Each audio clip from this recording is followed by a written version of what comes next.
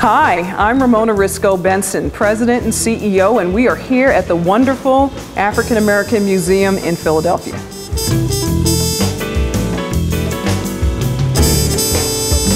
This museum was established in 1976, and in fact, in the year 2011, this year, we will be celebrating our 35th anniversary. The museum's purpose is to interpret, collect, and preserve the histories, stories, and artifacts of African Americans and people of African descent. We look at the stories, we look at the culture, we look at the important talents that come from these wonderful people, and we catalog and present these stories here in our 4 galleries and auditorium space. The AME Church started here in Philadelphia, and it is now an international denomination. So we're certainly grateful to both of those gentlemen for starting something that has now, of course, taken place throughout this country and throughout the world. Frankly, the election of Wilson Goode as the first black mayor of this city is something important for us to note. I think the fact that the current mayor, Michael Nutter, is the only African American mayor of a major city in this country today. I think those are all important things to note, and I think that there is some level of history and historic value to those things. The desegregation of Girard College in the late 60s, I think, was an important moment in Philadelphia history, given the fact that Cecil B. Moore, who at that time was president of the NAACP chapter in Philadelphia, helped to lead the movement to desegregate a school that had been built for the education of poor white boys, and to make sure that that school became inclusive of African American boys, and now, of course, it is a fully desegregated school educating all kinds of youth, and particularly the fact that it's servicing girls as well. We happen to be located in the city's historic district. The museum is at 7th and Arch Street, and if we walk exactly 2 blocks, we get to the Liberty Bell, which is an important, iconic representation of the emancipation of slavery and people wanting freedom no matter what their walk of life happened to be at the time. But the other thing is that just in December, the city unveiled the President's House, which tells the story of George Washington, the household that he ran as President of the United States, and the 9 enslaved Africans that lived there and served there under him. The story is extremely powerful.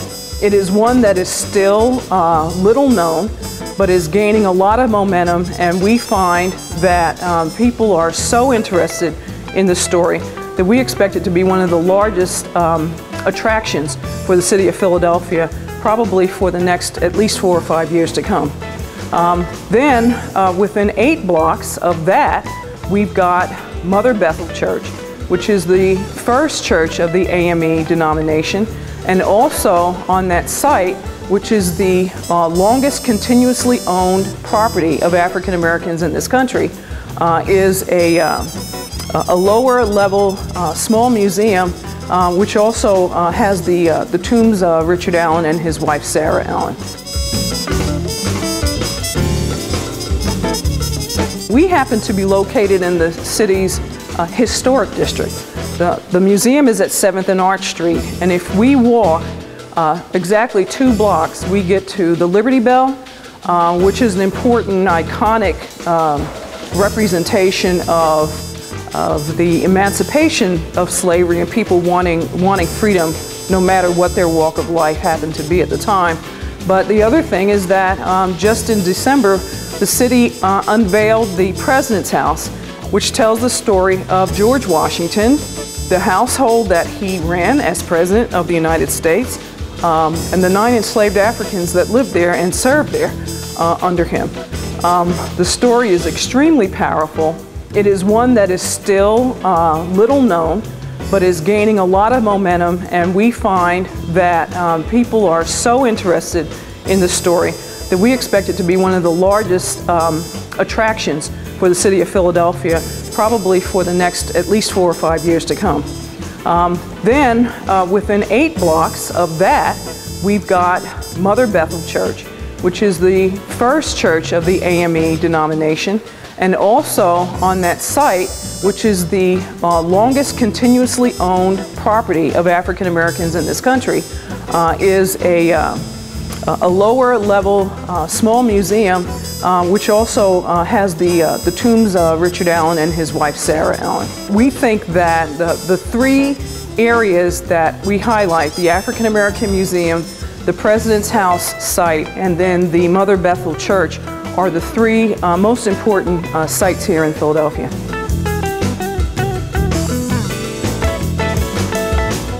The African American Museum is actually one of the most important sites during February. We see a large influx of visitors during this period, and the reason people come here is, one, because we find that a lot of schools want to provide historic experiences for their students, particularly during February, and so they are able to do that here. But more important, we get a large influx of general visitors and families. And what we find is that parents, and particularly mothers, are very interested in making sure that their children are connected to their history and their culture. And so we find them coming here, participating in the workshops, the presentations. Adults come sometimes in the evenings for our lectures and film screenings, and the entire family is able to come and really receive a rich, interactive and immersive experience coming here to the museum. During this period of time, we also have an exhibit that will be up until August, and that exhibit is called 381 Days. It tells the story of the Montgomery bus boycott, one of the pivotal moments in the contemporary 20th century civil rights movement. It is an exhibit that looks at the experiences of Rosa Parks, but also includes first-person accounts of the segregated South during the 50s and 60s in this country. Very powerful exhibit.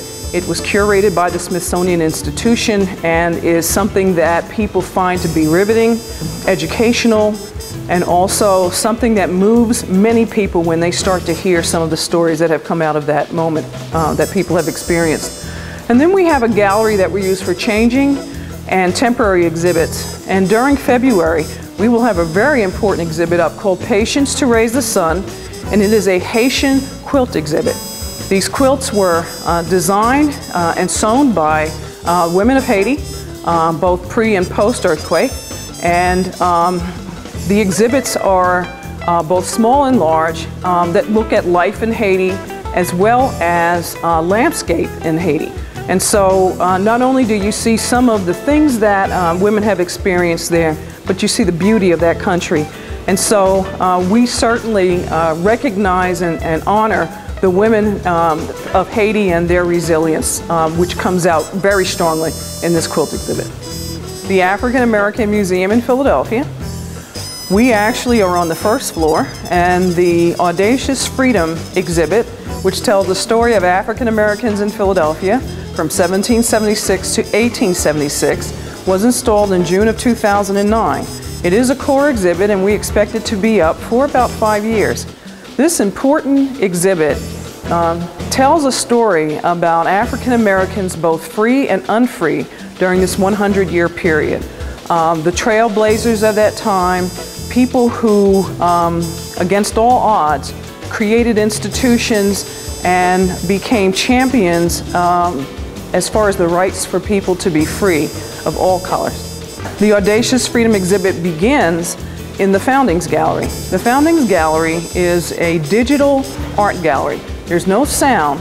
It is all illuminated artwork featuring 5 themes of this period of time on flat screen televisions, and an important rendering of the Trumbauer signing of the Declaration of Independence.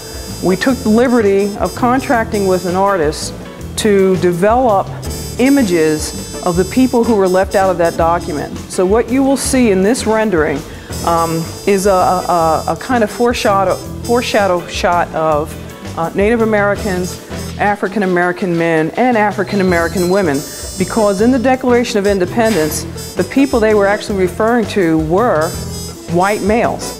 So women were left out of that document, and people of color were left out of the document as well. We then moved to the Timeline Gallery. The Timeline Gallery provides 7 themes focused on that 100-year period of time.